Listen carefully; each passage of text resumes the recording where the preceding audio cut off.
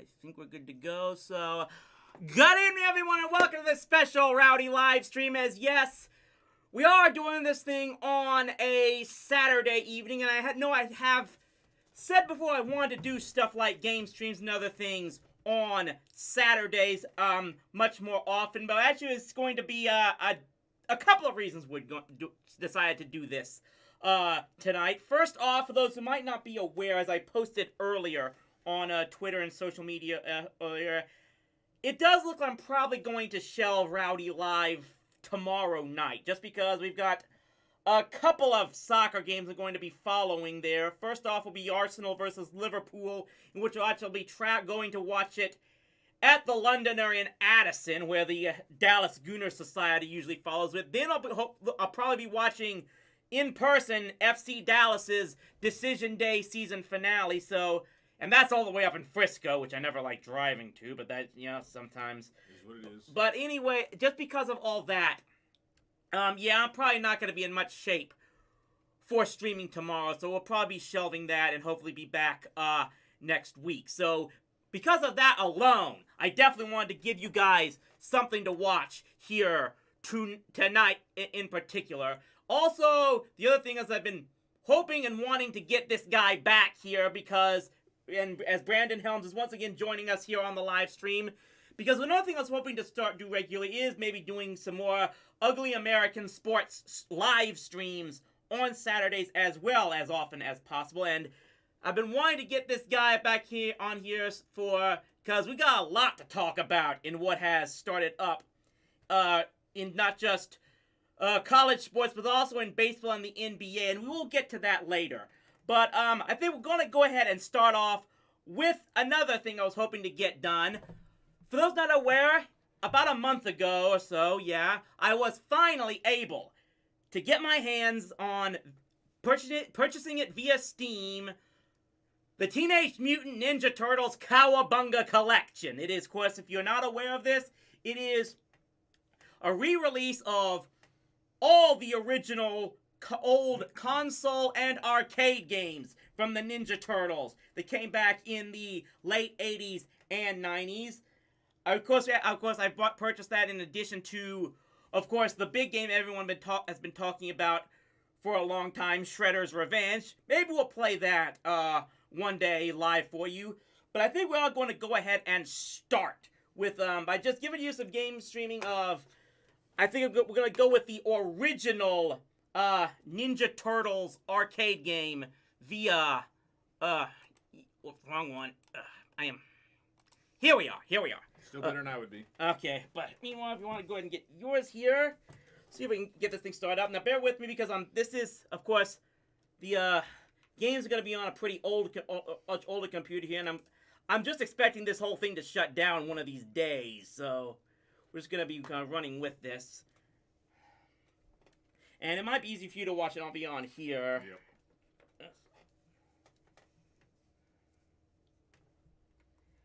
I'm just curious, now, how often did you play the old arcade game of this? No, it's funny you say that. I was thinking, as soon as you mentioned it, I got to thinking when I would have first played it. So back when I was a kid, my mom and dad would sometimes work on Saturdays, and I was supposed to do my chores.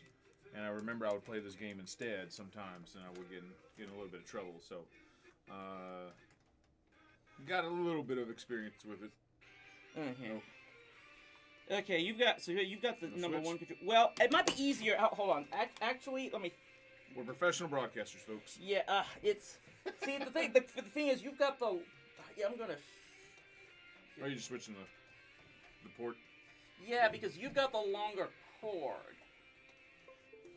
Let me see if this is going to work. Okay, yeah. Now mine's working here. Perfect. Okay, so yeah. Let me get this. No, I'll let you have first choice here. Well, it'll always be Donatello, but it's not moving. So, oh, there we go. Well, nope. Is it working? Come on. Well, okay. Oop. There is. I did something. I don't know what's going on. Yeah, let's try. Wait here. Yeah, so. Supposed to be the directionals. Yeah, yeah. I'm trying to figure out. So You I know what? think It's fine. you actually selected Leonardo. Who I was going to be if you were going to be Don. Yeah, I would have been Don, but if you like Don, it's fine. I'll take Oh. the swords. Okay. Oops. Sorry. We're fine. Oh, but anyway, you will go ahead and press. You want to press the start button to get your start your Okay. Was that the Cowabunga thing? Yeah. Okay.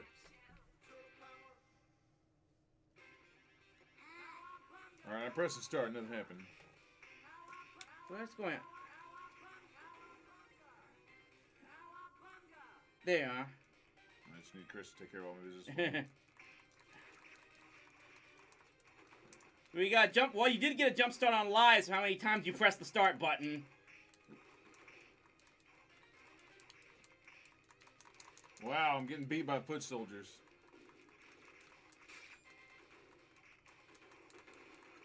My controller's quiet.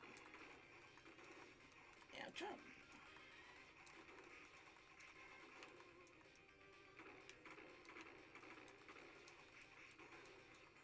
You know what? I know what is going on. What? I'm used to the A being on the bottom. Ah.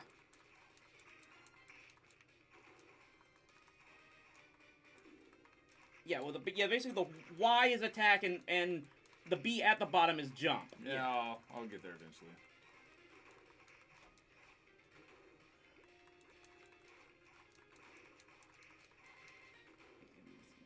Where is And I'll be honest, when I get to the point where...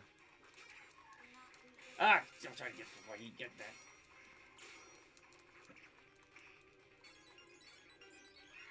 Get to the point where you're still going to be better than these. When I had no controller issue the last time you played the new ones, you kind of kicked my butt most times. Mm-hmm.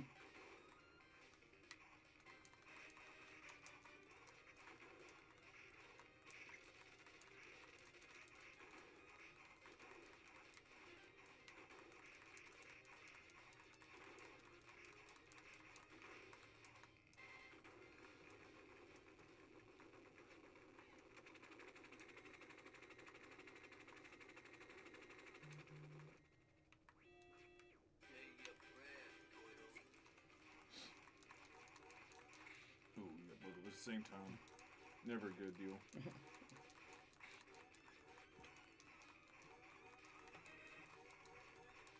Ooh, man. Melting them down pretty fast. Yeah. Oh, there's no fair you got a gun. That's crap. Well, there's two of us. Still. Didn't help that much, did it? I always had issue with this as a kid. They just let him take her. Jump out the window right with her, right in front of you, and like, oh, hey, maybe we should stop that.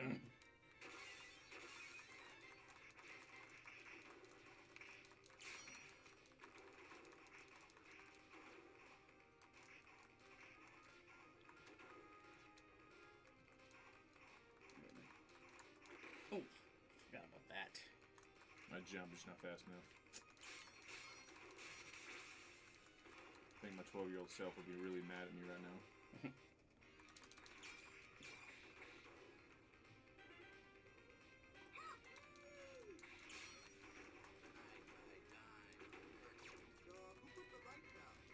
Did I really just... Tricking the turtle book.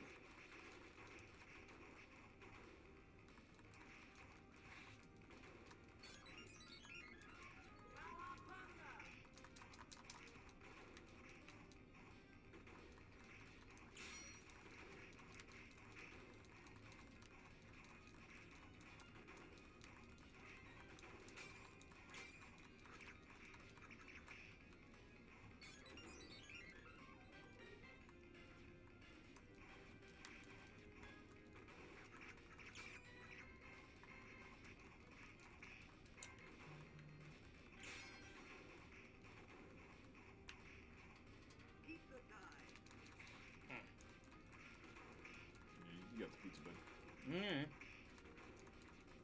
Let's be honest. If we're gonna win, it's gonna be because you carried us. God, see, there's a fall down this dang sewer again.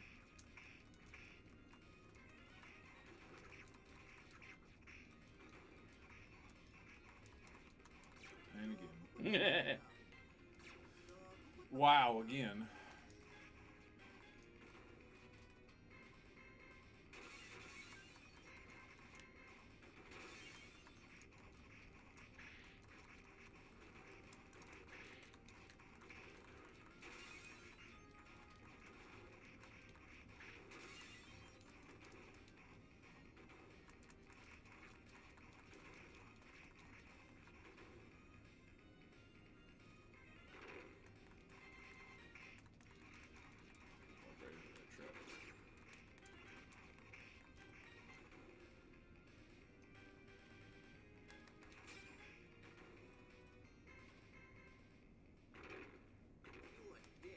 It's not fair to put a sewer hole in the boss fight.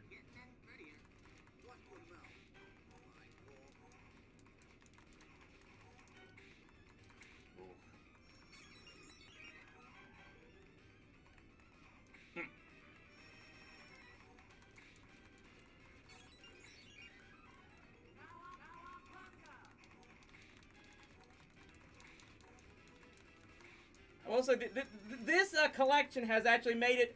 An interesting thing is that in this one now, the original arcade versions are probably now easier than the NES console counterparts. These are nerfed. Well, more than just the fact that in this one you basically have essentially unlimited lives. You just hit the start button to gain more of them. I remember dying in the first level before, so.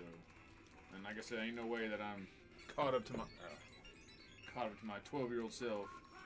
Yeah. Dude, we're not even got a flashing yet, Chris. What are we doing? We're struggling here.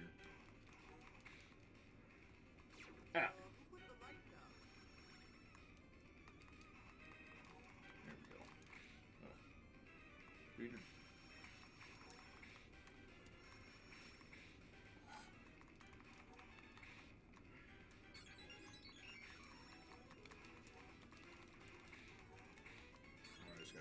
Since we got unlimited lives.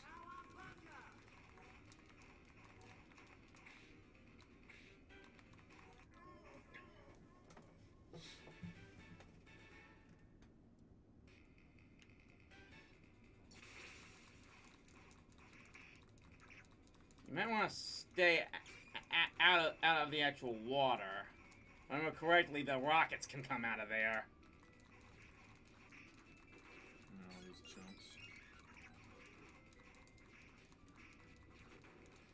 Today, Hammer Boy. Well, maybe it's just not the second Hammer Boy. I can't get my jump kick down. Yeah. That was a big part of my philosophy. Okay. Oh, you gotta double press it.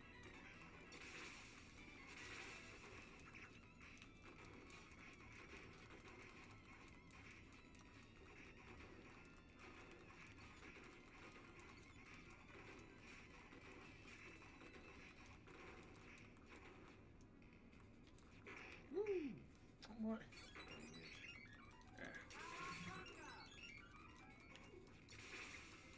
I still have these Mouser toys, by the way. Or, well, one of them. Yeah.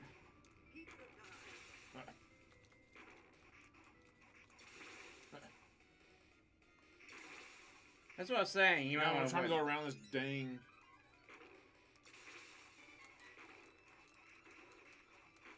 whatever the thing is. Yeah. Spiky gate. Yeah, that's the thing. Yeah, the hurt thing. Anybody. Hurt us.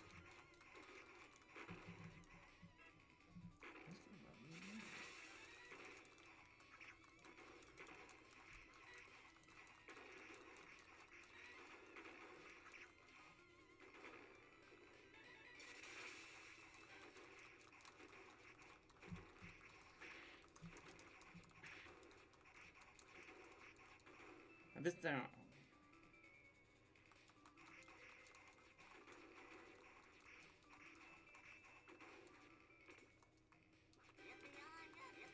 This guy, I seem to have found this two different ways to beat him. Like, you can finally, destroy the ship itself, but I think he'll go away if you actually beat all the Mousers, which could take a while, but... I'm about to say, thankfully they're not hard, but... as I keep getting bit over and over again. I found that this is actually the best way to do it, is just to stay right near at the bottom of the screen and primarily aim for the Mousers. Eventually you do actually get hits, and I've actually... This is actually the easier way I found of taking the ship out itself. Alright. Let's do it. Yeah. Like that.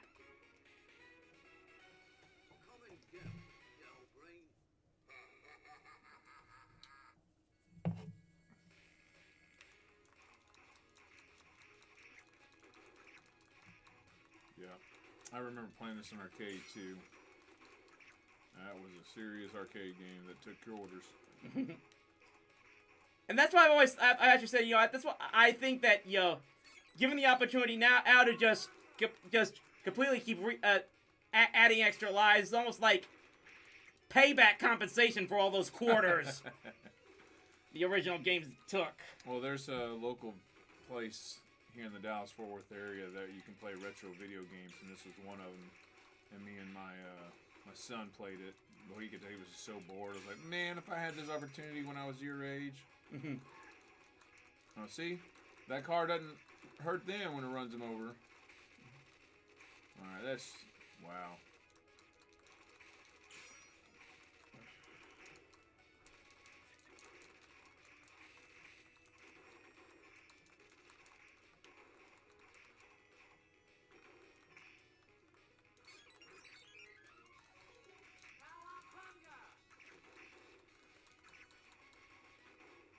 Go on, Chris, I got those two. Oh.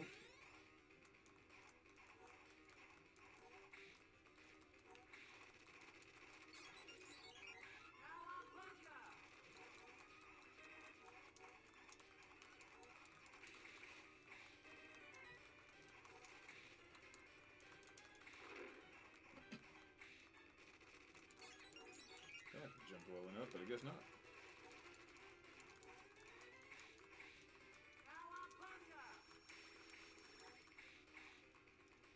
I will say one of the things I liked about the new game was the you can see their health at some point. Right, yeah. Like right now, I don't know what we're doing to these guys. It doesn't feel like we're doing much because I've died. I'll make that 3 times. Oh no, there's you. Okay.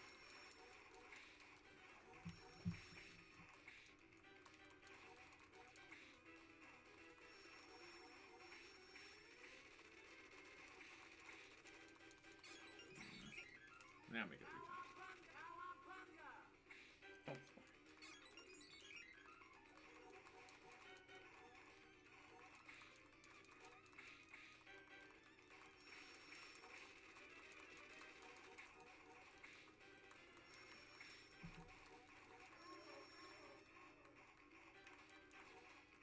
All right, we need tonight at the Roxbury this guy.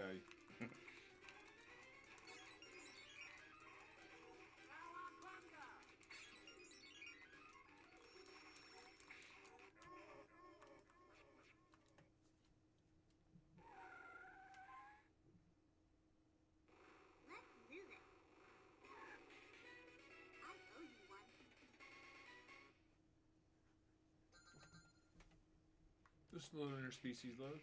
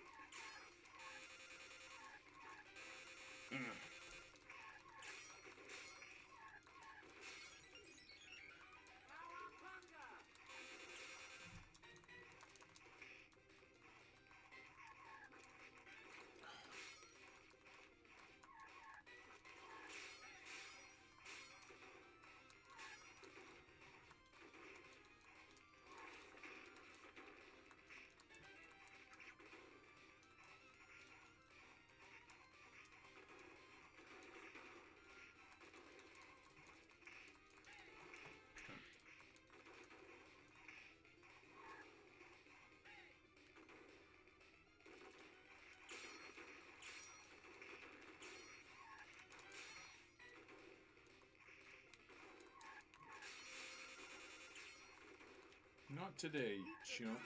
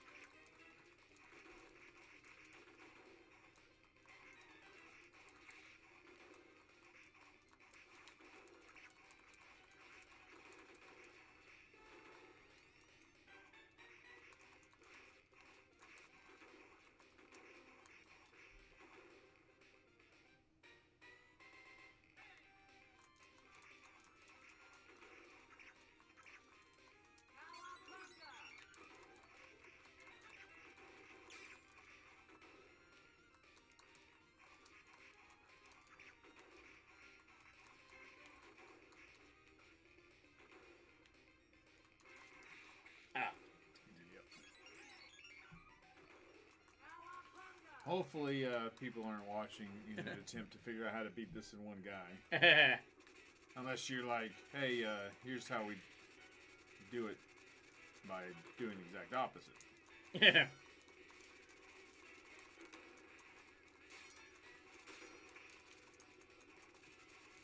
Oh, I keep following you.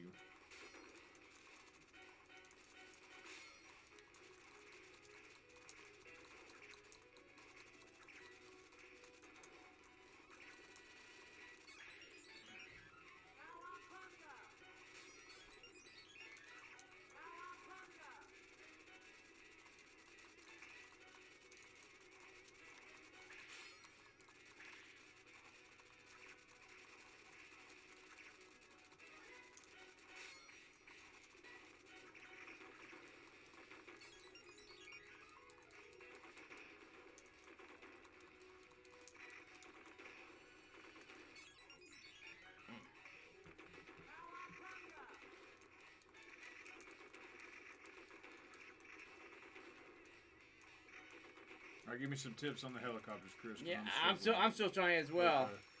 I mean, the one good thing is it looks like they eventually go away if you can't get them. So just dodge them.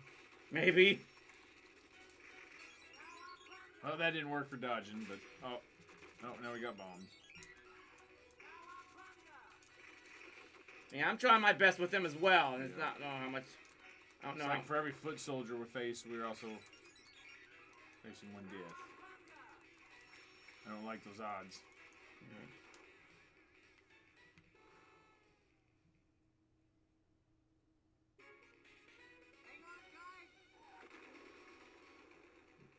Why would we jump off the bridge?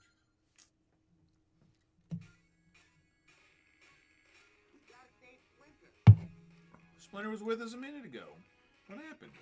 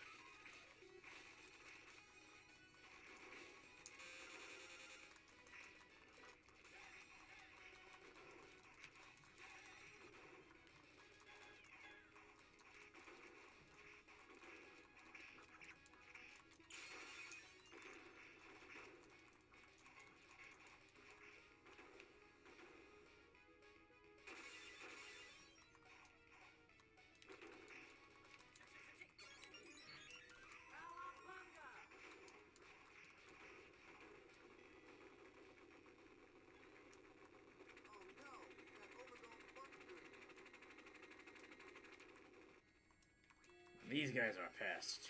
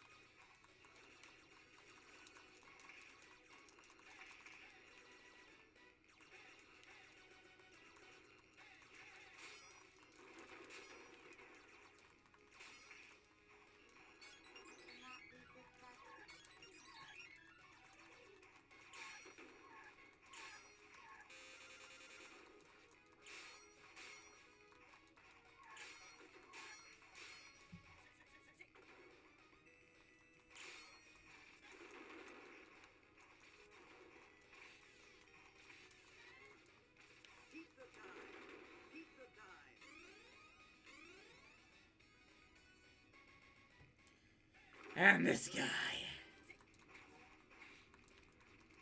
I don't remember who he is. I mean, he was only in one episode Who of is the he? show. He was in the 4th episode, Hot Rodding Teenagers from Dimension X. He was more or less General Trag's lieutenant.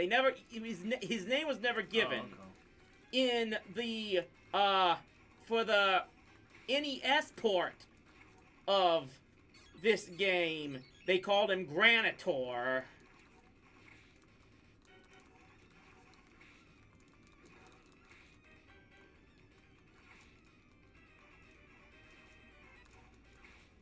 I don't know why you're focused on me, bud. If you haven't tell, I'm not the strongest link here.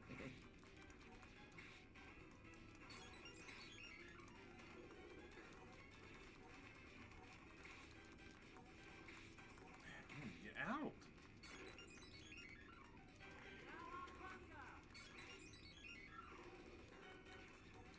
Well, the good news is we have a small little invincibility when we come back. So that's our strategy: is just die and then use our invincibility on them. I mean, I gotta be honest. This actually seems to be going easier than what it normally is just with just one person. Oh yeah, no. I'd be still probably on the 2nd level. I mean, this guy in particular. Well, yeah. All told and told together. I remember this. We just found it. Yeah, that was always covered my eye. So, does this make me the leader since I'm Leonardo? Like, am I actually leading this live stream right now? I can't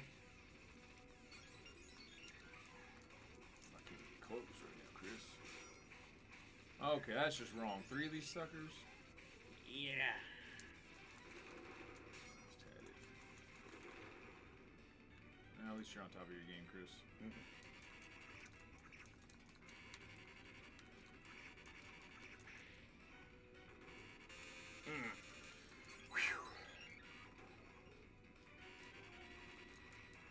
How would you like to work in a place where you have to dodge moving turrets and laser beam?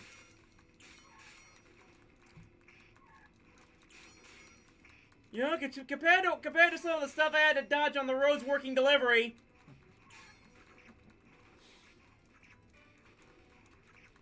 Dude, I can't even time my jump down, buddy.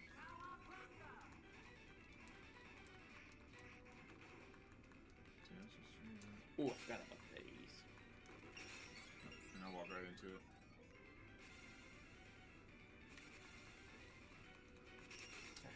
Well, they just pop up randomly. Okay. Well, it is like they I think they usually pop up where you are, and you have to move upward to try to avoid them. Who's gonna join us? Who's gonna join us? Oh.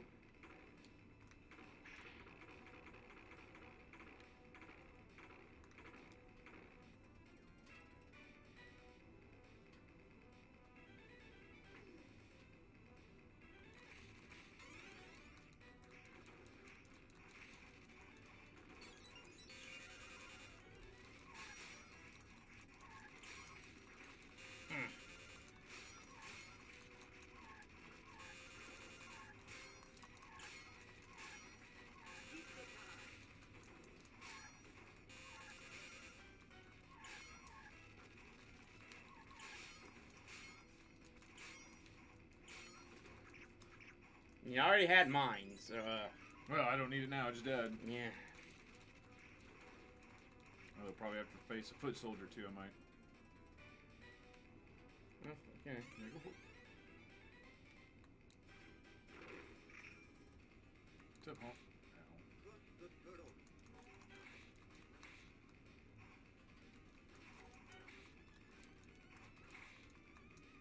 You come here.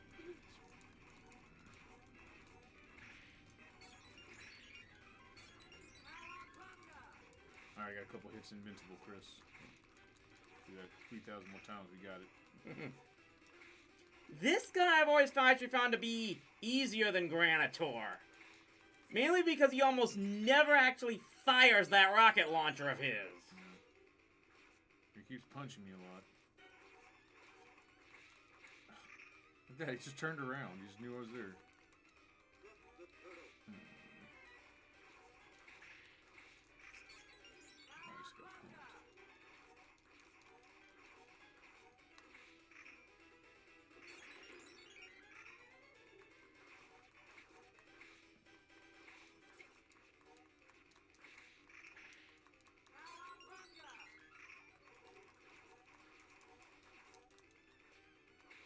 Yeah.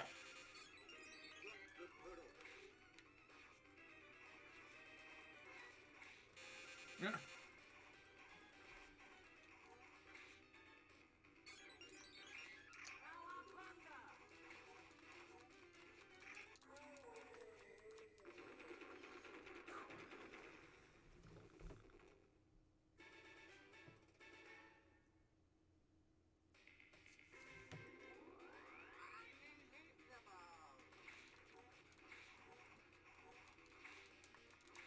Well, I can't get a hit on you, so maybe.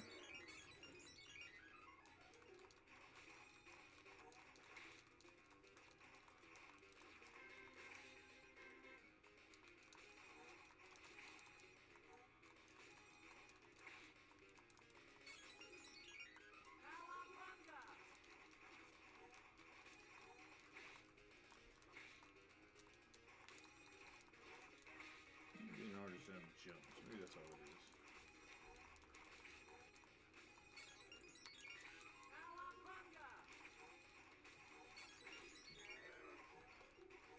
If I remember though, back in the day, speaking of the invincible lives, there was a code, wasn't there, that could get you invincible lives?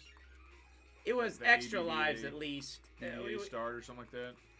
The Konami code would give you, I Yeah. think, 10 extra lives in the NES port. Yes.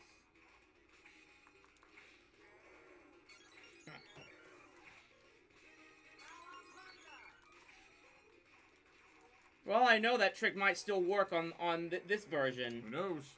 Because I have found out, I also, in addition to this series, I also purchased the Mega Man collection on Steam as well, and I found out in the original, in their version, in the Steam port version of the original Mega Man, the select trick still works.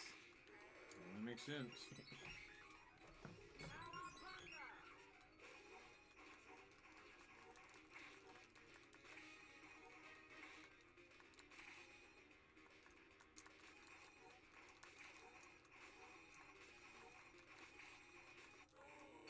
There we go.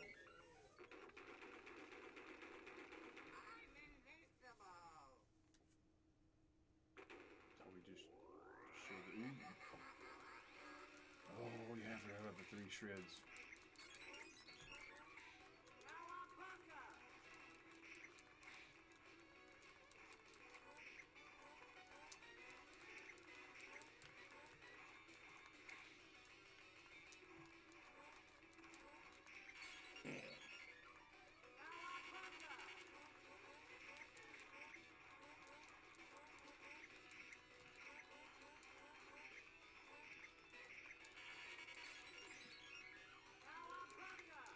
All right, Chris, can't do this on my own. I'm trying. Ugh. And that's really turn me into little turtles. Oh, didn't I knock his helmet off? Yeah, I it's, don't remember that at all. oh yeah, that's the main thing. Like, I know once they knock, like I said, once any of them, the main shredder or the clones, once you knock the helmet off, they can no longer use the retro mutagen ray. Oh, in that case, we just should. Now the other thing, at least with the port, with the NES port, like once the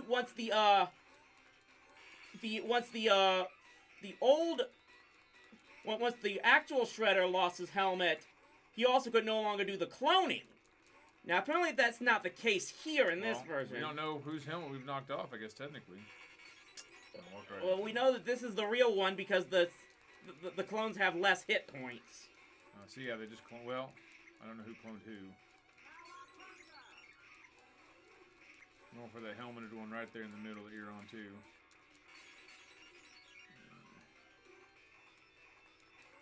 back to not knowing who's who.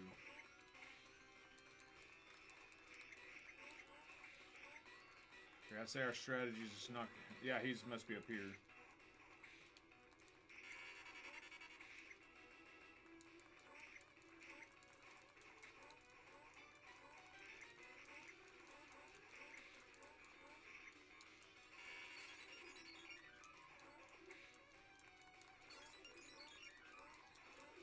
Alright, his helmet's off. Everybody's helmet's off.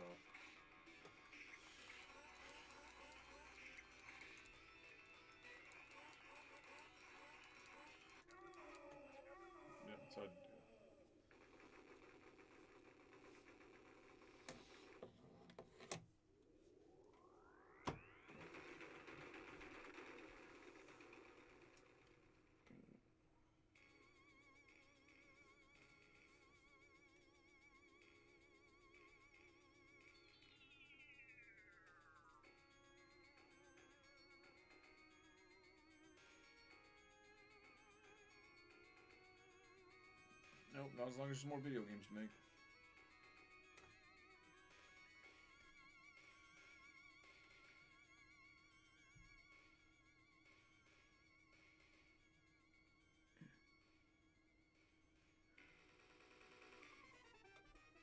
Alright, Chip. Okay, so we'll check it. We're getting it pretty good here. That should do it for our game stream of the original the Teenage Mutant Ninja Turtles arcade game, which I was able to acquire thanks to the Cowabunga collection. Maybe next time I might give the second arcade game, Turtles in Time, a try. We'll try hopefully to do that in future editions. Like I said, I really do hope to get these more of these game streams with someone or by myself, one way or the other, futures down the line. But I do appreciate everyone here who might be tuning in because, especially because, like I said, won't be any Rowdy Live tomorrow evening, as tomorrow I'll be spending a lot of time over in Dallas County and Collin County with soccer games and everything, and I just don't think I'm going to be in any real condition to live stream tomorrow after all of that stuff. We hope to bring back bring a regular Rowdy Live back next week. Hopefully trying to get some other things to add in for that stream. One of the things I want to do here is, I know that I was wanting to, we'll just let's just switch this over here. Here, see if we can do this. Not I'll that. take 5th place. Where is it? Means I'm behind you 4 times. I'm aware of that. But still, I'll take 5th place. Wait, we'll just close this out here. No, wait a minute. Wait. It's where's this thing going? Yes, the cursor is going in and out. There we go. Okay, that should do it. And we'll just. Yeah, like I said, I do hope to one of the things I was wanting to add to Rowdy Live, and let you for a sneak preview. As you are aware, earlier I had been reading you guys chapters from one of the novelizations, and I actually got it right here, of the Get Smart TV series. I don't know if I'm going to be continuing this because I haven't actually been very impressed with the quality of this thing. It's actually like, it almost sounds like it was written, let's put it this way. At least from the first 2 or 3 chapters, looks like it was written by someone who probably didn't actually watch much of the TV show at all. So that's kind of turning me off. But I do want to bring back Rowdy Reads very soon. And one of the things that I was thinking of doing, as you are aware, last month was Banned Books Month. And just because, well, one thing, because I didn't think about this until the very end, because I'm kind of slow like that, but also because I decided we should always encourage reading and free speech 12 months a year, and not just on that particular month. I am going to try to look for some type of more infamously banned books and pick one to read for you guys live on here, and hopefully share those on the YouTubes and whatnot to spread that knowledge as much as possible. So I will try to keep you guys informed of that. Hopefully I can think of a good book to start reading for next Rowdy Live once we bring it back, hopefully next Sunday, next weekend, at starting at 8 p.m. Central Time Zone here at rowdyc.com. In the meantime, I guess, might as well be time to get to the main event purpose of this stream here. I do want to point out a question that I think is really, really important, especially for you. Somebody was asking about how your book signing was. Oh yeah, actually, yeah. For those not aware, and I apologize. You go ahead. Yeah, I apologize that I didn't bring it up last weekend, but I hadn't been the time hadn't been finalized. But I did, of course, I did have a book signing here in the Dallas-Fort Worth area. It was at Jay Gilligan's in Arlington, which I was signing copies of Quest Seekers the Wormstone while selling copies of it and their old original Rowdy C shirts. I think it did as well as I possibly could have expected to. It actually ended up selling more shirts than books, as it turns out. Which means I'll probably be taking what I generated from money in that signing and using that to start ordering more T-shirts as soon as possible, because I do hope to make some other have some more book signings as much as possible. I have to some other locations I'm looking into here in the Dallas-Fort Worth area, and of course, not everybody who watches the stream is obviously going to be able to make any book signings that are in my area. But of course, if you're watching this and you are interested, you of course can order your own copy of Quest Seekers or any Rowdy shirts by going to rowdyc.com. It's the links for the purchases of these are available down at the bottom of the main page of rowdyc.com. So hopefully you'll be able to help spread the word of either ordering your own copy. Of course, the Wormstone is currently available both in print copy and on Amazon Kindle. The second book in the series, Sire in Distress, that is currently available on Kindle. It is my hope to probably by sometime next year to have print copies of that made. So hopefully I'll be able to include that in book signings. I've also got some ideas about writing some other new ones that I hope to get started on as soon as possible. And if I may, on that book, it was a very easy read. I took it to vacation, and it was done pretty quickly. So it was a good little story. I think it's also one that's probably good for all ages. So it was a book that I enjoyed. Very nice to hear. And I don't throw those out. Like you know me. Like I'll tell you what it is. So. And that's kind of the reason why I brought you on here, because it is time again for our main event of this live stream. It is once again time for Ugly American Sports. Back here for another time, and this one is going to be. This could be a big one. We've actually got a lot to talk about in this edition. Last few times, we only usually had one subject matter to talk about. We've actually got quite a few here. And it's been a good week for me, I will say this, because for those not aware, the boys over at Arsenal, they're on a really hot winning streak now. They shrugged off that bad loss to Manchester United. By taking care of Tottenham Hotspur last weekend, got the win in the Europa League this past week. Of course, as I'm recording this, they've got Liverpool tomorrow morning. We'll definitely be checking that out. So I'm definitely in a good mood with that. But meanwhile, we'll move on to what the two of us, have usually been talking about on these videos, into the world of college sports. And it looks like, we very well might be heading to the end times, because maybe Mercury's in retrograde, Jupiter's in line with Mars, we've got dogs and cats living together, mass hysteria, because finally it looks like the people in charge of college football may finally have done something right. In more recent reports, just prior to the start of the college football season, it looks like finally, at long last, there will be an expansion to the college football playoff. Now, I should point out, Division 1A still does not officially have an NCAA-backed and sponsored postseason tournament. But whatever powers that be are actually behind the college football playoff, it looks like they have finally approved by 2026, I believe it is, they will expand from 4 to a full 12 teams.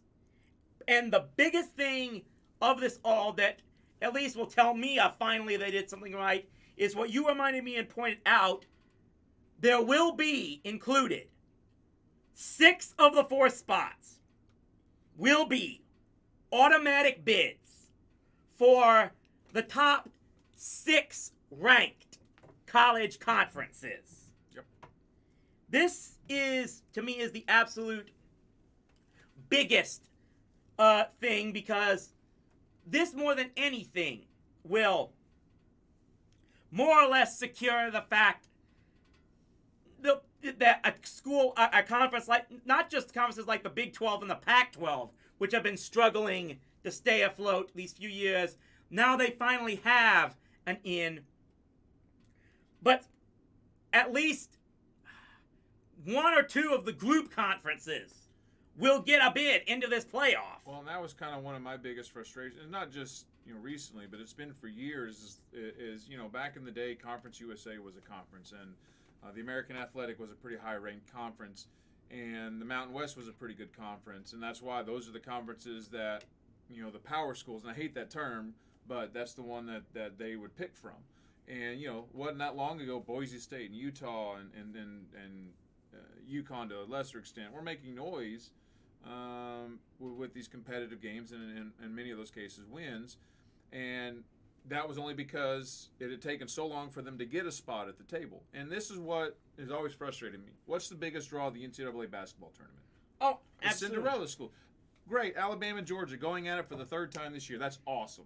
It really is kind of amazing just to have, because of our following of college basketball and the like, and seeing how much excitement and attention that tournament draws every single March. And just then to listen to so many people, and I'm not just talking about the guys who are actually in charge of the system, whatnot, whatever it may be. I'm talking about casual fans of the sport stepping up and saying, we're not interested in a college football expanded playoff because we're not interested in seeing Georgia State get slaughtered by Alabama, right? To start off with. And it's just that idea that just doesn't occur to them, the fact that, or actually maybe the worst part, it does occur to them, and they're even scared more of that, is that you give people the opportunity.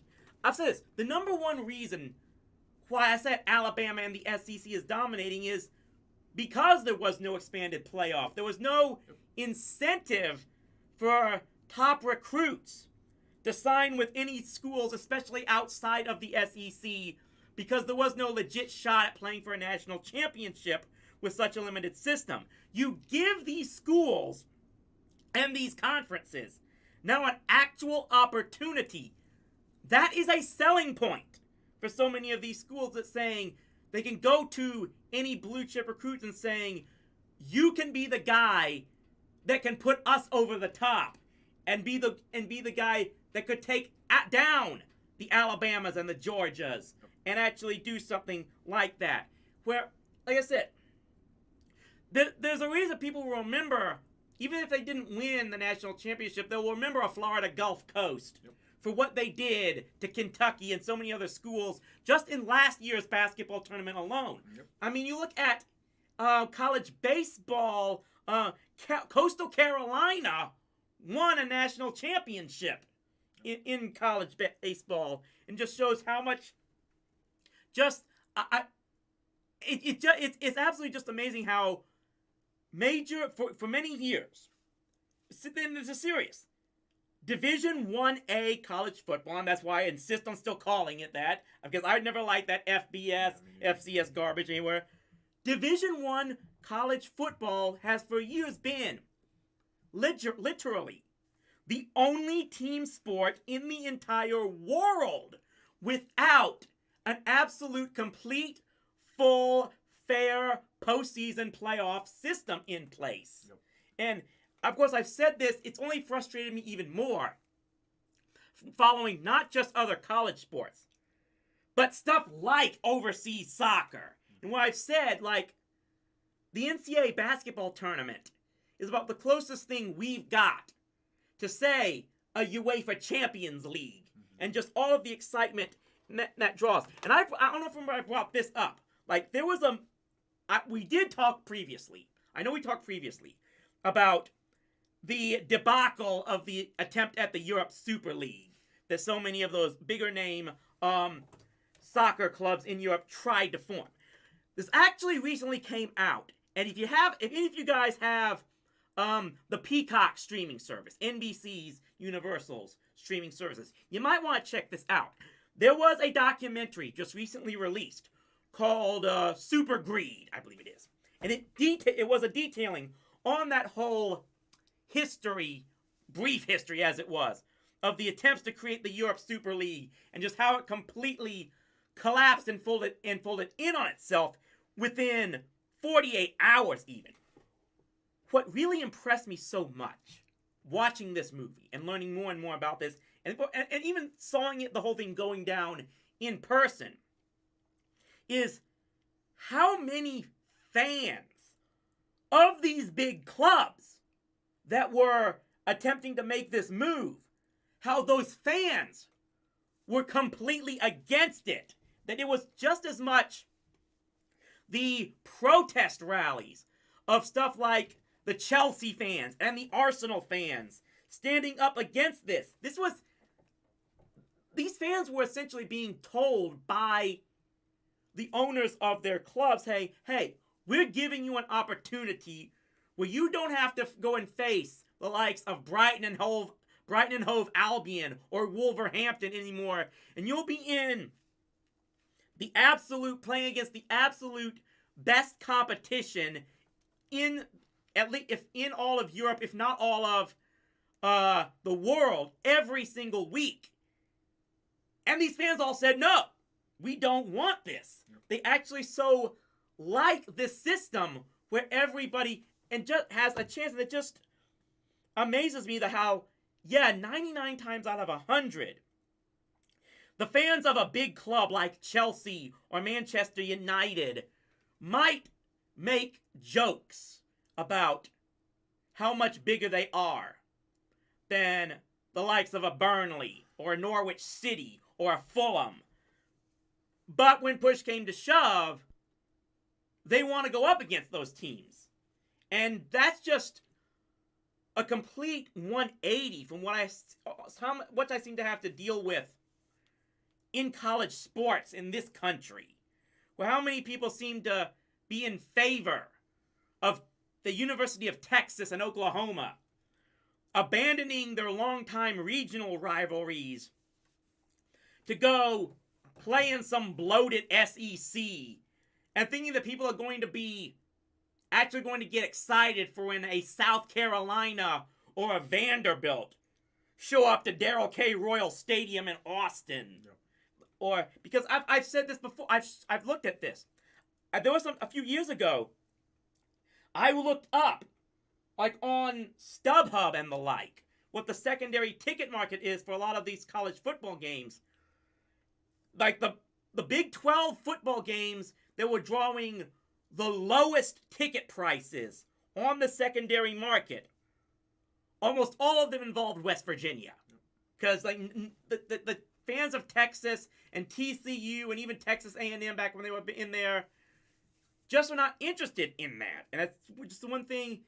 And I'll just say this. I just think that I can't say for certain, but if there is one thing that might be a final counter punch to all of this attempts to just break away and form super conferences, the expanded playoff might finally be something that can do something about this. I don't know if it's going to stop the likes of UCLA and USC going to the Big Ten, but I think it's going to make them regret it. Yeah, and you hit on a point about the geographic rivals, and this is, I mean, there's pros and cons to this playoff series. The big one that as I see it is, it still is not the sanctioned tournament of the NCAA. This is still basically the NCAA outsourcing what would be the most profitable tournament that it has.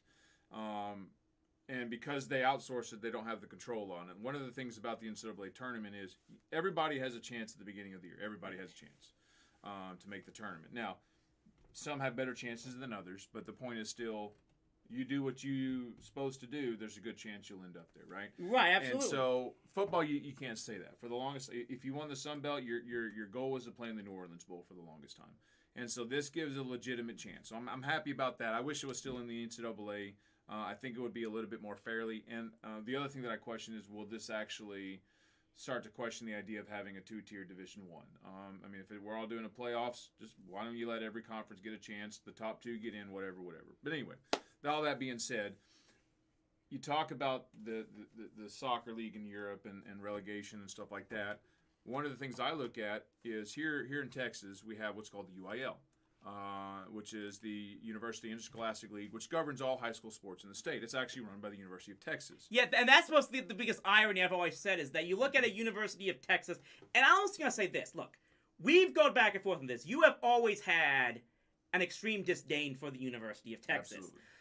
I personally, I've been in a situation where I've wanted to cheer for them for no reason, only for the fact that both of my parents went there. Sure, and that's legit to me. And that's one of the big things about college sports is you should root for who you went to.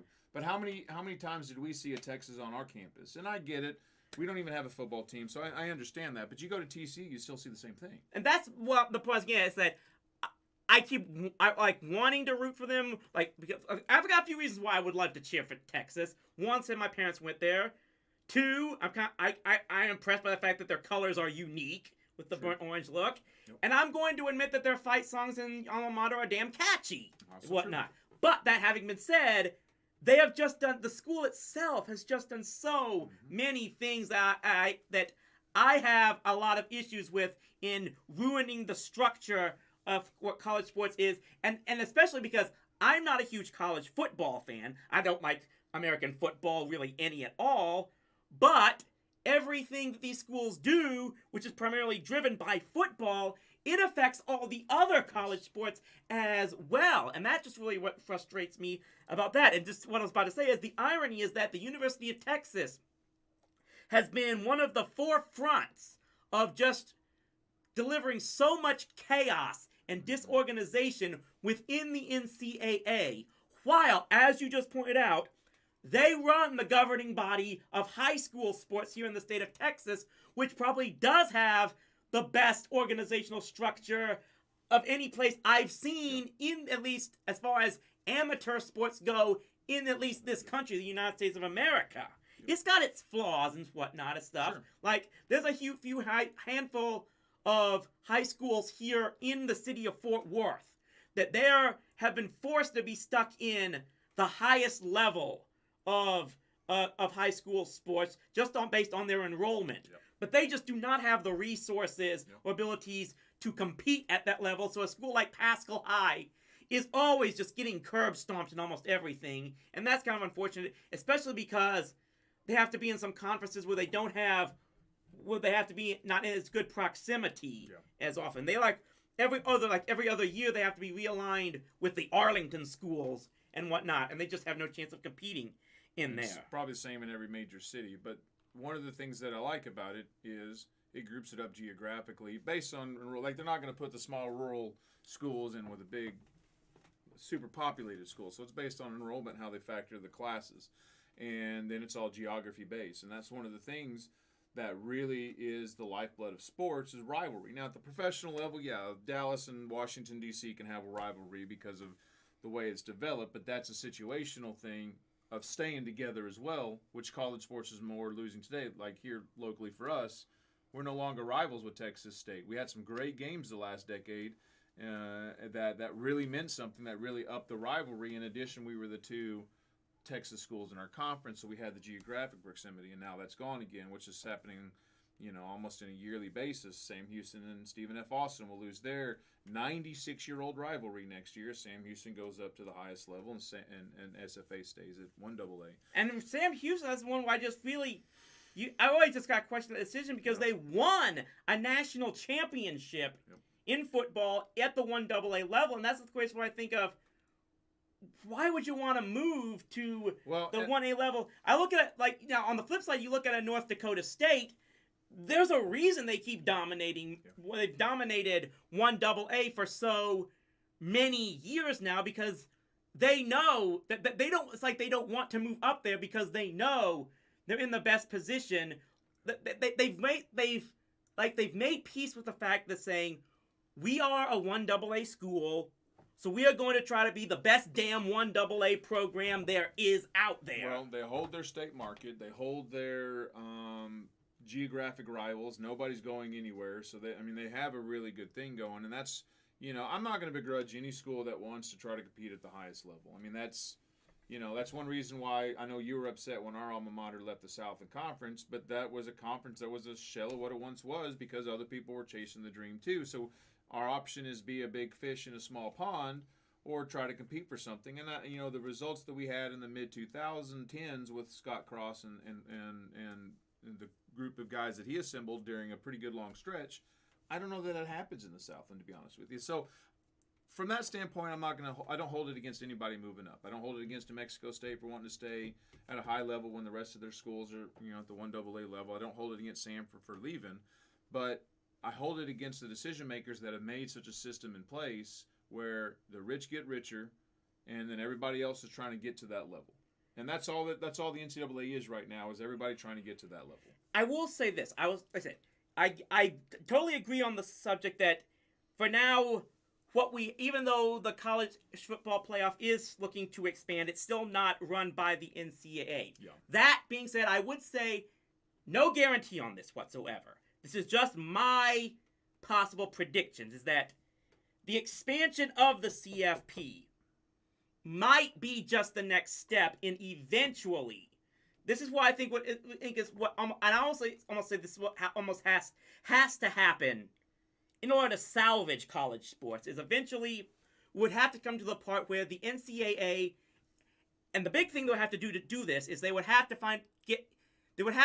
get in touch with and negotiate a deal with some major television network in order to get this done, where eventually they can establish a full playoff tournament of at least 16 schools, automatic bids for every Division 1A conference, and then with that in place, once they have that secured, that's when they assemble all the conferences and schools together, and basically say, we are going to have this tournament. We are going to completely reorganize the conferences the way we want them to. You have the ability to, we know that you can just opt out and leave. And that's the one thing that I laugh at, and because of this I'm about to say. So everyone was predicting that moves like UCLA and USC leaving the Pac-10, this was going to be the end of the NCAA, with a lot of people cheering on that possibility. Right. But here's what I'm saying is that, and yes, schools basically do have that right, especially by getting their own TV contracts, thanks to the Supreme Court decision, NCAA versus Oklahoma.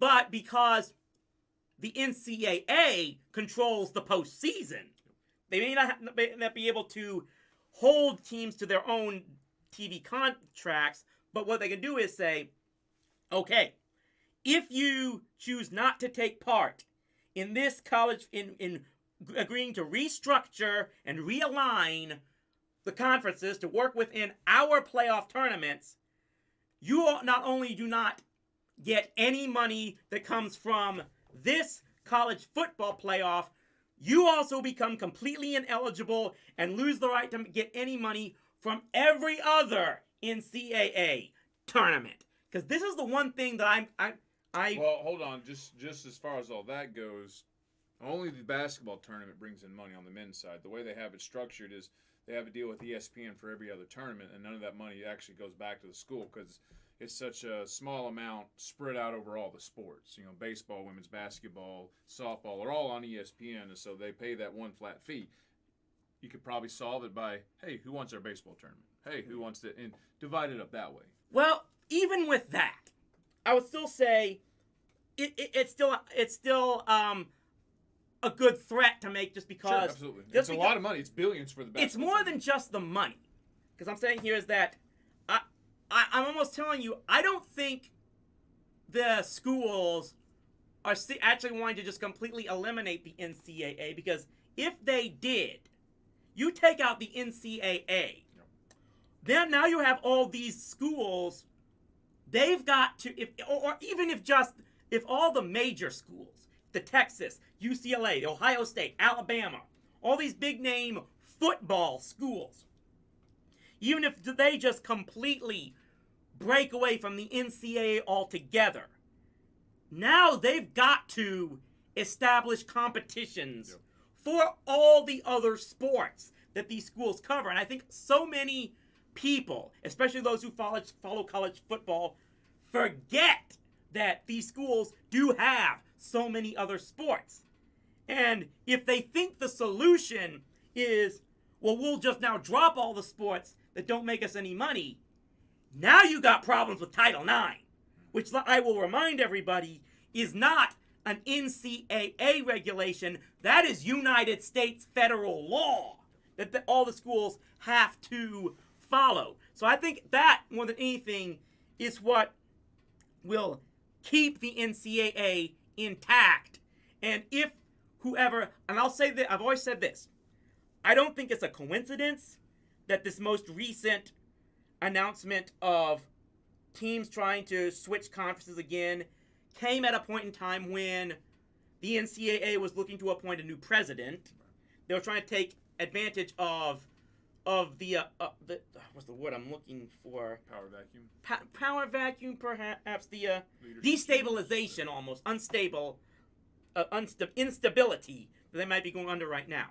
But I do think if the NCAA can appoint someone who will take a more hardline stance towards trying to get these big schools under control and bringing back a more regionalized, separate structure where the Texas will be in a conference with not just Texas A&M and Oklahoma, but a TCU and a Baylor and Texas Tech and University of Houston, whether or not, where UCLA will go back to playing with Cal and Stanford.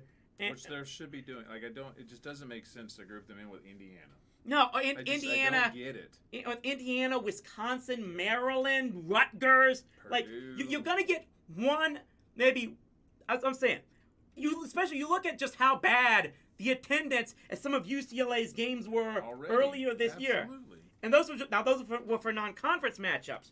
Like I said, you're going to get once every 2 or 3 years, you'll have a Michigan or Ohio State come to Pasadena.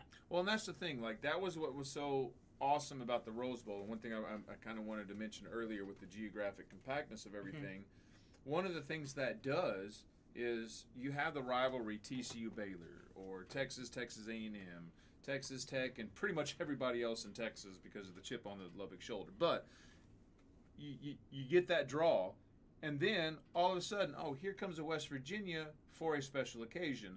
That then draws the eyeballs. But when you get West Virginia every other year, with none of that geographic, Bob from work, how's your alma mater, West Virginia? It just doesn't have that same. I've actually gone online and heard fans of West Virginia saying it's just not exciting playing these guys anymore. It's not for them. It's not for us. Now again, you put that together in a postseason tournament or the championship game. We're going to get West Virginia. It's a one-time attraction. And if you of course, one of my online colleagues, I don't know if you follow him, Mr. Urinating Tree, in his videos, he's pointing this out. He's a Pitt fan, and he said probably the biggest game for either of those schools in several years was when West Virginia and Pitt played each other again earlier this year in a non-conference matchup. So that more than anything is that, and that's the specifically to that point, that's the problem with how we've set up college sports just in general, because it stints of women's basketball. Like, the bigger eyeballs are going to be those regional games. You've now made it incumbent to schedule that in non-conference. So in football, you get 3 to 4 opportunities a year. That's just not going to cut it. You're not going to be able to play those teams every year, and that's where the fact that they were forced to play in a conference together, and I want to say forced, I use that term loosely, but you have to play each other in a conference setting. That's just the way the schedule worked. So now it's a conference game that means something. Sometimes they were late in the season, which, hey, if we win this game, we're champions. Or, hey, if we win this game, we are bowl eligible. Like, there was something on the line for it, whereas a non-conference is usually earlier in the season where there's nothing but the geographic rivalry, and it still was their most important game for them, despite all the other limitations of not being in the same conference. 2 biggest problems Lloyd had with all of this conference realignment and creation of super conferences. One is the destruction of long-standing regional rivalries. The 2 is having to every year have an unbalanced schedule that does not, where really it can cause championships to be won based on who got the biggest draw that particular season. And it's the fact that these problems now exist, have to be dealt with in every single sport. Yep. That the colleges have to deal with, while being drawn simply because of football. Hopefully, it's my hope that the expansion of the college football playoff might start the rebuilding and healing process, because it's going to be eventually where I think there has to come a time where University of Texas and Oklahoma, they'll talk about how good it is to be making as much money as they are in the SEC, but they're going to be finishing in the middle of the pack at best in the SEC this year, and that's in this year. Meanwhile, with the expanded format, a TCU is going to have a shot at making the playoff if they can win the Big 12 championship. Well, and I just find something so easy for a 10-team conference. You play everybody once in the major sports. Obviously, baseball with 50-plus games, you can get that done pretty easily. But in basketball, 18 conference game schedule is very doable. You play everybody at your place and at their place. You play everybody once in football. Now, yeah, it would be a bad idea to get one team at home instead of on the road versus, like, I get it. Some places are easier to play and harder to play. But you prove it on the field. And that's one of the reasons why I've gotten more and more drawn to the European soccer. I've never made fun of you for that. Yeah. Because it makes complete 100% sense to me to have that draw of, hey, this is what matters. Yeah. What the next 90 minutes, 60 minutes, whatever your sport is, this is what matters. There's a set system of, every year in your league, you play every team the same number of times. It's a straight up home and home round robin system. Mm-hmm. You know exactly where you have to finish depending to move on to the European competitions for the next season. If you can get in there, there's more to play for, and you've got the fact that every year you do get new matchups and new challenges to face because of the promotion and relegation system that changes at least 2 to 3 new clubs every year. I would be totally cool with the Division I football relegation system. If you're Vanderbilt, hey, I'm sorry, you don't belong in the SEC. Of course, we could probably make that claim about half the SEC because it's, it would be difficult to do that, just on the fact that, like, say, if would a Duke football team have to get relegated down because of they're so poor in football? What happens to Duke basketball? You can leave it. Division I basketball is fine as it is. Yeah. But if they want to make a 2-tiered system in football, there you go. The easy way to solve that. And I will say this: one of the things about competition, kind of tying this back to the first part, we've always said, well, the regular season is where you prove it. The regular season is where, and that's one of the reasons the people who weren't the NCAA wanted to keep their control on the bowls and stuff like this. But guess what? This season's proved. I mean, we talked about it a little bit earlier. In 1 week, 2 guarantee games, or something in the ballpark of $2.75 million will go to this team so that way they could beat another team.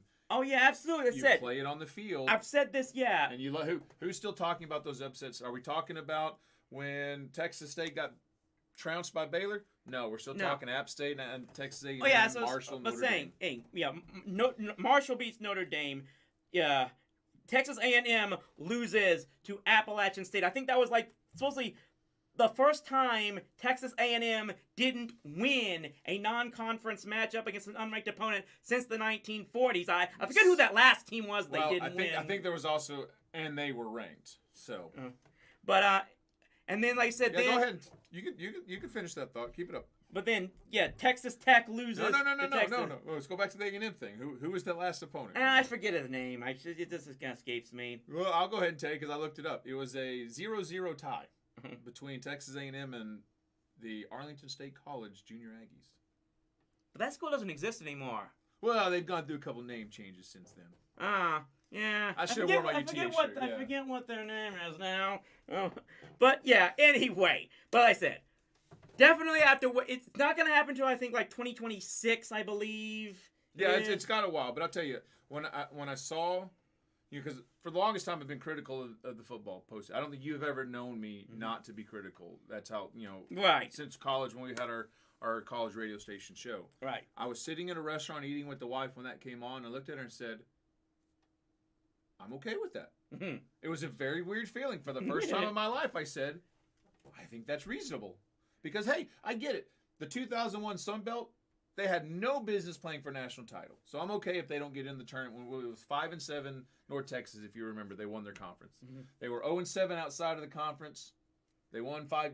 Actually, I think they were 0-6 outside the conference. But they won the 5 games, 5-1, I think is what their record was, to get them to the conference championship. I'm okay with that. And ironically enough, they still won their bowl game. No, not that year. It's the year after. Right. Yeah. North Texas does not have a stellar bowl history. But anyway, my point is, I think we could all say that 2001 Sun Belt didn't have a business playing for the national title. But this year, can we make the claim, even though Appalachian State lost to, I think it was James Madison, that somebody from the Sun Belt might be deserving? Yeah, maybe. But the point is they have a chance. By 2020, they've got time to try to build something up like that. Yep. So you approve of those changes.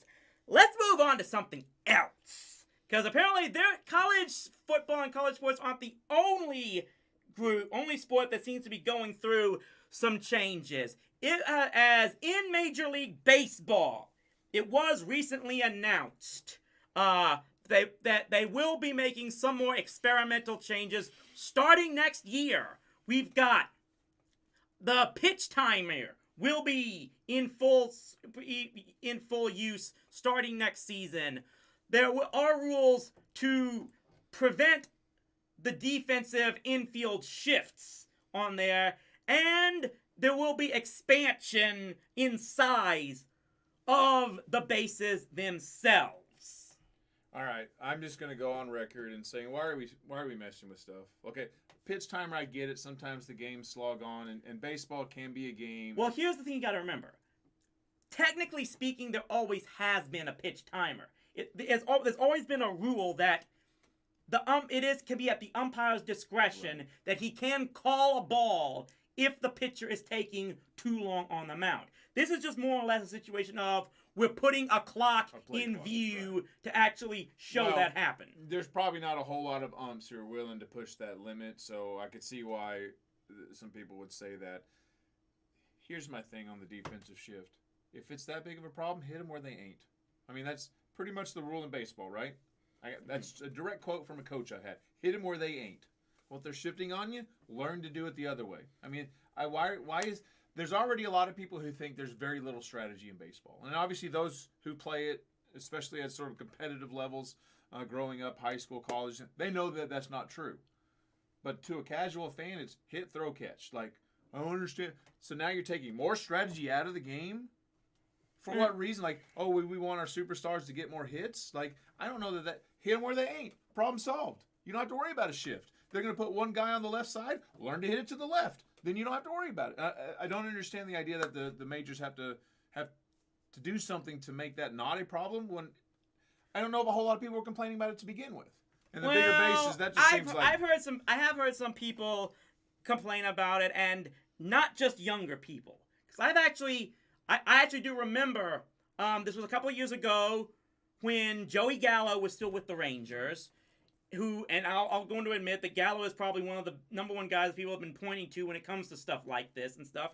I remember Gil Labreton, the former Star Telegram writer. He actually once posted on Twitter in regards to how Gallo had a hit taken away from him because of the shift, and he's saying like, so the defense played strategy to get you out. Like that's a he's saying what Gallo did was using his skills to the best of his abilities, and like 9 times for so many years, what Gallo did would have been a hit. And it's only recently decided we're gonna put an infielder halfway deep in the outfield to try to take away that situation, and you're basically robbing what people want to see and just giving Gallo more incentive to only try to swing for the fence and hit one over. So home runs that people hate. Like again, I'm not understanding. Well, it's the fact, and this is stuff like I said. I also, and one of the guy I follow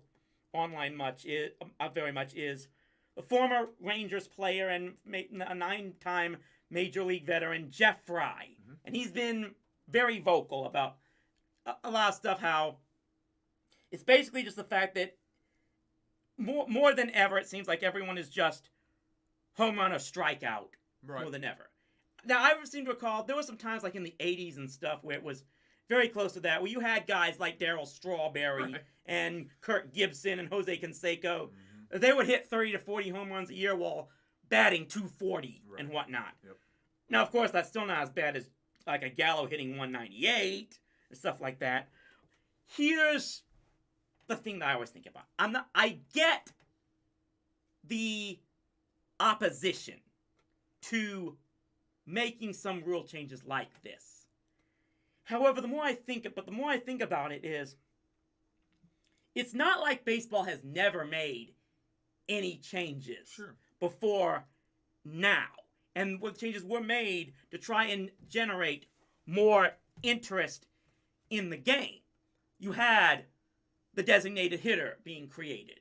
You had to make a rule change where they lowered the mound in the late 60s because they thought that pitchers were just being able to dominate too much. You had the final creation of interleague play starting in 1997. And it's not any different than what any other sports have done over the years. Like, I remember in the late 90s, there was a number of rule changes the NBA made that I wasn't completely, didn't think was necessary, where, well, I mean, the legalization of zone defense was one thing. But then, like, reducing the shot clock, like, it only resets to 14 seconds, and cutting the 10-second rule to an 8-second rule, and adding in that defensive circle in there.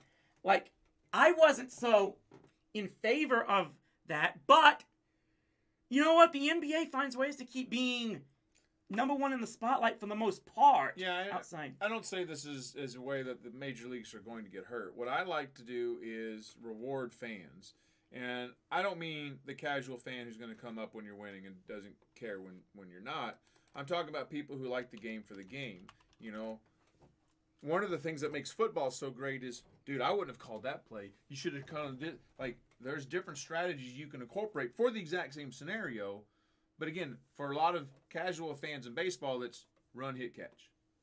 And so, hey, man, just that shift on, we'll use Gallo. Oh, that shift on Gallo, man, I don't know that I would have done it at that inning because you're only up by you just take away something. And again, maybe we can talk about what kind of shifts, because, you know, back in our day against certain hitters, they would have third base play shortstop play second, and second play shortstop between first and second, basically. And that was the shift that they would use. So you want to talk about, if you're an infielder, you can't go past the dirt or something, whatever. Like, that's how we do it. If you're talking, this is your spot and you stay there, I might have a bit more of an issue with it. So it probably depends on how it's rolled out. The one thing I keep thinking about myself is, at minimum, I would say these type of changes Major League Baseball is going for, at very minimum, I didn't need these changes to keep watching the game.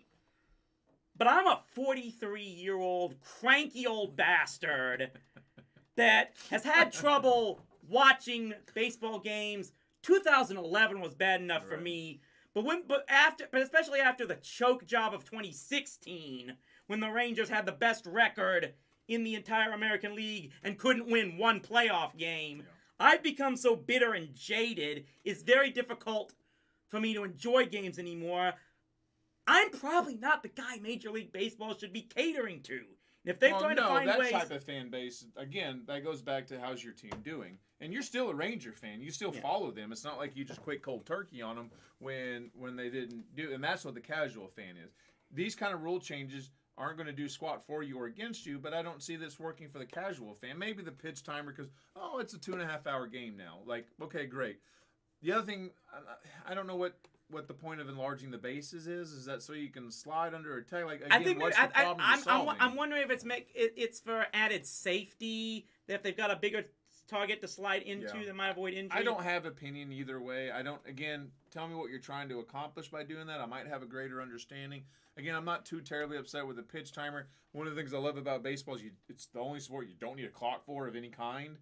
So you take away that kind of novelty. But I've always said the biggest problem with the pace of baseball as is not the time in between pitches. It's how much time they take for commercial breaks, especially in television. Although, from what I've seen some posts on social media that, at least, of course, they were experimenting with this in the minor leagues, and apparently when the pitch clock was enabled, the games were shortened for I think at least a half hour. At least, so it does make some difference. Well, I mean, if you're throwing, I don't know who throws 100 pitches anymore because that's a dying breed, but that's not. That's a whole situation. Yeah, that's a. But let's say ballpark, each team's going to throw 130 pitches. So if you shave off 5 seconds over the course of 260 pitches, I mean, it's going to make a difference.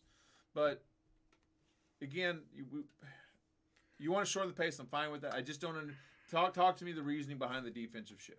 I'll say this, like I said, at very least, the changes Major League Baseball is making is a situation where it's not at least I can kind of understand in some levels, even including the defensive shift, why they think it's necessary to try and make these changes. Whether I think they're necessary or not. Now, when it comes, funny, just to wrap that up, we're doing the pitch count to shorten the game, right? Right. Well, when the defensive shifts shorten the game, if you're getting outs quicker, I mean, I'm just saying. So anyway. Now, if there's one league where I'm really starting to question what's going on with some of these rule changes they're implementing, it's the NBA. Again, going back how here. You just gave them their props from the 90s. Yeah, but now what was recently reported is more reports and rumors that the NBA may be starting some type of in-season tournament as early as next season, the 2023-24 seasons. I'm looking right here. Here's what was posted on September 9th, according to an NBA reporter by the name of Shams Charania. I apologize profusely if I mispronounced that, but here's it. Charania, maybe? I don't know, but... Current framework of NBA in-season tournament as soon as 2023/24 per sources.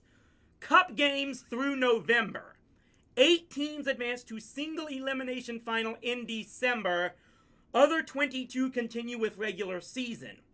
All games part of normal 82-game schedule, 1 extra for 2 final teams. Okay, I'm reading that, and the first thing that comes to my mind is, how did they find a way to make NASCAR's chase for the Cup look simple by comparison? Again, going back to the same idea I had with the shift, what are you trying to accomplish here? Are you trying to make 2? Yeah, it seems like they're... Tournament? Obviously there's one thing. It seems like their inspiration is coming from overseas soccer and stuff. Because, England has the FA Cup and the EFL Cup, which, are not part of the league seasons themselves. And exactly. And then, if I'm not mistaken, and obviously you'll correct me on this one, there's a league to where when you win your league, you get to play teams from other leagues. To me, I get that. Right. This is an NBA Finals in the that's season. The big thing. Like I said, here's the way it goes, at least in Europe, and this might be similar in other countries. The winners of to make the UEFA Champions League, which is the biggest European tournament competition in the world. In England, to make the Champions League, it's simple. Finish in the top 4 in the Premier League.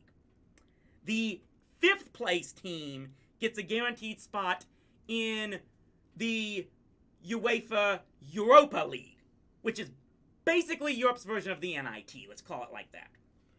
Now, if I remember correctly, I think there's like a 3rd tournament that got added, so these things might have changed. But here's how I remember it. Now, also, the winners of the FA Cup, which basically involves every team, all soccer clubs, pro and amateur, in England can take part in this tournament. The winner of the tournament gets a berth into the Europa League. And then the winner of the EFL Cup, which involves all of the pro teams in England, get a Europa League bid. Unless, of course, either of those winners finish high enough to make the Champions League, in which point those spots will go to the 5th and 6th place teams, like I said, the 6th and 7th place teams in the league and whatnot. It's a lot more simpler once you get easier to follow once you really get the hang of it. It's still a performance-based thing. But that's the main thing is that, all of these, you're qualifying for a tournament outside your own league that's going to involve clubs from other leagues in other nations around all of Europe. So that more than anything is what the excitement of European football is that you get so many new matchups thanks to the UEFA Champions League almost every year. This is only going to involve teams in the NBA. And you want to know what this is for? The reason is actually pretty simple. They're trying to find a way to make the regular season somewhat more people pay attention to the regular season more. And that desire, at least I understand. Because I have said this, the NBA has probably the worst regular season in the world. But the problem is it still isn't a regular season, it's still a tournament. So you're not solving and that's what I'm trying to wonder here is that, like I said, would the winner of this in-season tournament get something like an automatic bid into the NBA playoffs in that? Yeah, I mean, I imagine. There's very likely a scenario where you're the in-season NBA champions, but you don't make the final. Like, you know what I'm saying? Like, right. It's a situation where even as convoluted, bad enough that it seems to be this convoluted thing where things like neither of us can try to figure out what this exactly is. But if it's a situation where, they might like the winner of this might get a trophy, but it's still not going to be regarded as a bigger prize than the Larry O'Brien trophy for the NBA playoff champion as it is. And if it doesn't involve anything else but that, then no, I don't see how it's going to generate that much interest. Well, and think about this from a scheduling standpoint, too. So you got 8-team single elimination. So you're going to have 4 games, 2 games, 1 game. How do you schedule around that? And obviously the other 22 don't matter, but then how do you know who, like, do you take away a game later that they were scheduled to play? I mean, right. The logistics just... Oh, yeah, absolutely. And it just comes to that. Really, like I said, they're overcomplicating something. It actually comes back to my NASCAR comparison, because remember, the chase for the Cup was more or less created in 2004, I believe it was, basically just because of how much negative feedback they got that the 2003 championship was so uneventful because Matt Kenseth won with such a dominating performance. That their solution was to create something so complicated where really anybody who was actually following the sport thought that the solution was should have been something much, much simpler, which was give more points to drivers who actually win the race. Yeah. Like race that.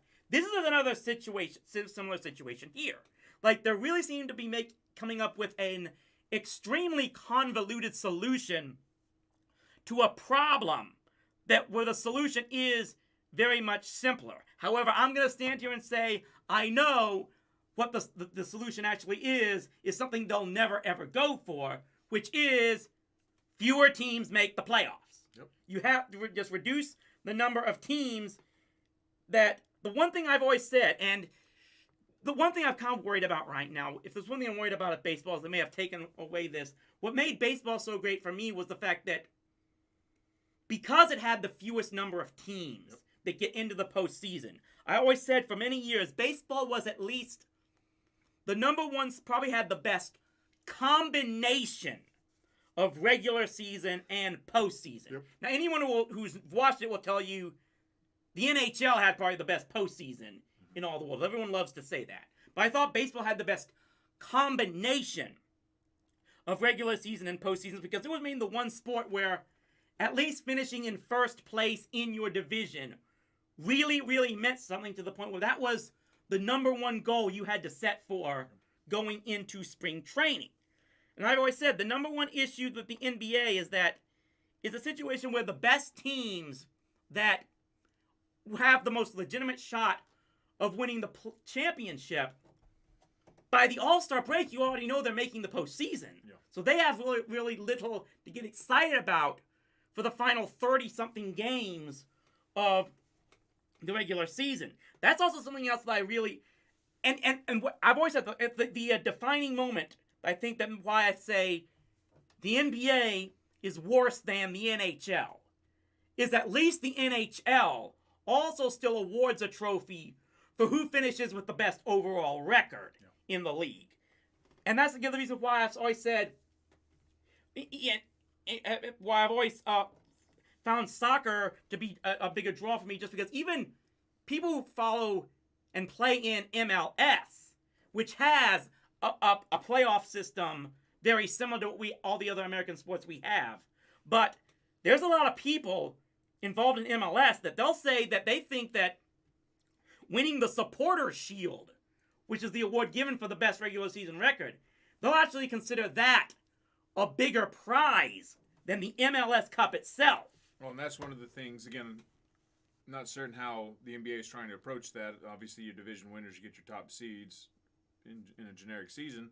But in college basketball, I still take pride in the fact that UTA won the conference title in 2017, even though they didn't make the NCAA tournament, because that meant something, that you were the best team in a grueling round-robin deal. You just didn't catch a flash of lightning or get upset in a single elimination tournament. That's the one thing why I say if there's any one change I wish college basketball would make, it's give the automatic berth to the regular season champions. And then have the resume building for your conference tournament, see how that works. Right. But this, again, without what's on the line, like the playoffs, the playoffs mean something because something's on the line. A trophy because you won it something in December when you still have 4-5 months to play. Like, is there a draft pick involved? Like, I'm just struggling here with. Right. I guess the main thing is, we don't know what exactly the stakes are in this thing yet, and like maybe let's see if the teams are going to run through November, and 8 teams would advance to a single elimination round in December. The other 2 or 20 teams are all the games will be determined. This whole thing, how you've got this elimination format, but all the games remain part of the normal 82 game schedule, and that's that saying. Well, that right there, the in-season tournament was discussed with the potential of a $1 million per player prize money. Fans do not give a hoot if Kobe Bryant makes another $1 million on his run to 6 titles in a row or 6 and 8 years, or I forget what he did. We don't care what he's getting paid. Either you're a Laker fan and you're rooting for him, or you're like, I'm tired of Lakers being in there, you're rooting against him. We don't care if they get an extra $1 million. Yeah, that's what this is. It just looks like something like... This looks like something someone in a marketing boardroom came up with. That probably doesn't have much experience in the game itself. And because I can't help but think that if you make the 8 teams, there's probably a greater than 0 chance you're going to make the top 16 playoff field anyway. Like, actually, I think it's more than that now. What is 18, right? Right. Something like that. But my point is, it's just the fact they said they say it's part of the NBA regular season. That's just I'm with you on that. How do you make the schedule go about? Because like I said, the EFL Cup and the FA Cup, they're not part of the Premier League schedule. Yeah. You lay out what the Premier League is, that's like on the weekends, and then it's you find a way to schedule the cup tournaments on on other dates and stuff, and you work around that. And imagine being a season ticket holder where, hey, here's the schedule, guys. You buy it. Cool. When we were growing up, Michael Jordan, regardless of whether he was on the Wizards or the Bull, was a big attraction wherever he went. So, hey, I'm going to okay, this date. Well, what if that date now is what was switched because it's in this little tournament? Like, I just... Right. This is an extremely, over-conflicted tournament. So, yeah, we got... I think we're in agreement that we're not sure what to think of these NBA changes. We seem to be split on the changes in Major League Baseball. I think I'm okay with everything there, but give me more specifics on the shift and I may come around to your thinking. But we seem to both be in agreement that even the college sports may finally be going in a good direction, and that just hopefully it's the first step towards reining in the insanity that has been running college sports for many years. Thanks to anyone who's watching this. I'll be putting it up on the YouTubes very soon. Thanks again to Brandon Helms for joining us on this segment of Ugly American Sports. Anyone who's watching this, I want to remind you, coming up very hopefully soon, the next Ugly American Sports video I should be posting very hopefully within the next couple of weeks will be on who may have had the biggest choke job in World Series history. No, it's not that team. We are not talking about that year. But we might be talking about one of the other teams that took place that year. Just a little sneak preview teaser on that. And to be fair, that was just a one-person choke job. It wasn't a whole team. But that'll hopefully be coming. The next Patreon review of Charlie Brown special should be coming. Actually, will be shared by the time that gets up on YouTube. So hopefully you can check that out by joining up at patreon.com/RowdyCProductions. Just as little as $1 a month can get you access to that and hopefully many more. So thanks again to everyone watching. Thanks to Brandon Helms for joining. Hopefully we'll do this again sometime in the future. Until then.